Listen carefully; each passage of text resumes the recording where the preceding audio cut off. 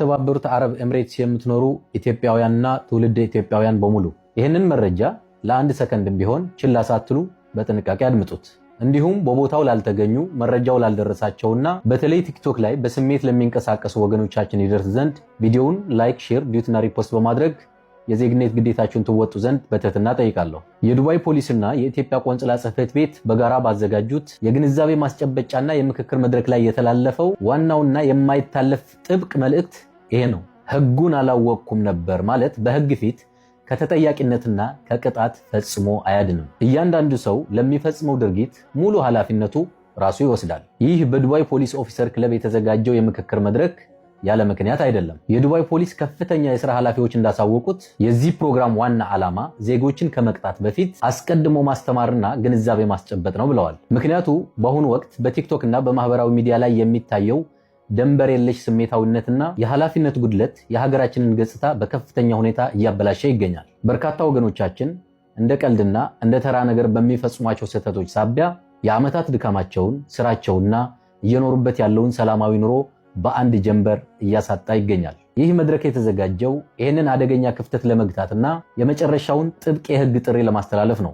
በመድረኩ ላይ ስልጠና የሰጡት የዱባይ ፖሊስ የተለያዩ የሥራ ክፍል ኃላፊዎች እጅግ ጥብቅና የማይታለፉ የህግ ቅጣቶችን አመላክተዋል። እኛ በቲክቶክ ላይ እንደ ቀላል የምናሳያቸው ድርጊቶች በተባበሩት አረብ ኤምሬትስ የሳይበር ወንጀል ህግ መሰረት ለከፍተኛ የገንዘብ ቅጣት፣ ለእስር እንዲሁም ደግሞ ዲፖርት ተደርጎ ከሀገሪቱ እስከመባረር ድረስ የሚያደርሱ ከባድ ወንጀሎች ናቸው። ዛሬውኑ በአስቸኳይ ልናቆማቸው የሚገቡ 4 ዋና ዋና ነገሮችን ልንገራችሁ። አንደኛውና ዋነኛው ነገር የጥላቻ ንግግር።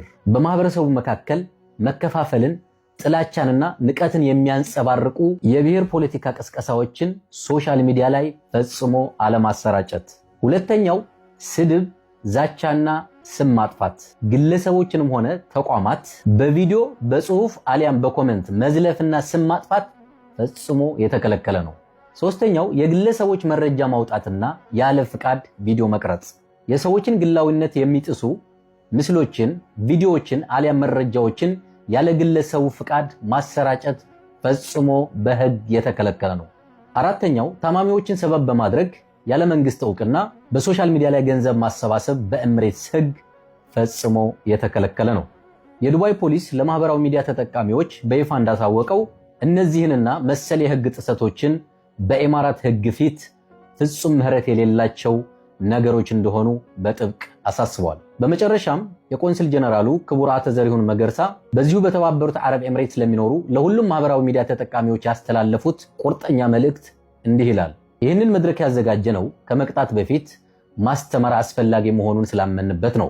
ከዛሬ በኋላ ግን የሀገሪቱን ህግ ጥሳችሁ ወንጀል ከፈጸማችሁ በፍጹም ኤምባሲው ወይም ቆንጽላውን ይደርስልኛል ብላችሁ እንዳታስቡ። ህግ የጣሰ ሰው ለሚፈጽማቸው ማናቸውም ጥፋት ሙሉ ኃላፊነቱ ራሱ ይወስዳል ብለዋል። ኤምሬትስ በተለይ ለዚሁ ለዲጂታል ደህንነት እጅግ በጣም ጥብቅ ህግ ያላት ሀገር ናት። በስሜታዊነት አንዲት የምንለቃት ቪዲዮ ወይም የምንጽፋትን ኮሜንት ነገ ህይወታችን እንዳታበላሸው ዛሬውኑ ሁላችንም እንጠንቀቅ። ማህበራዊ ሚዲያን ለበጎ ዓላማ ብቻ እንጠቀመው። ራሳችንም ሆነ የሀገራችንን ስም በበጎ መንገድ እናስጠብቅ። ለመሆኑ እናንተስ በማህበራዊ ሚዲያ ላይ የምናደርጋቸው ድርጊቶች እንዲህ ያለ ከባድ የህግ ቅጣት እንደሚያስከትሉ ታውቁ ነበር ወይስ አታውቁም? ሐሳባችሁን በኮሜንት አጋሩን። አመሰግናለሁ።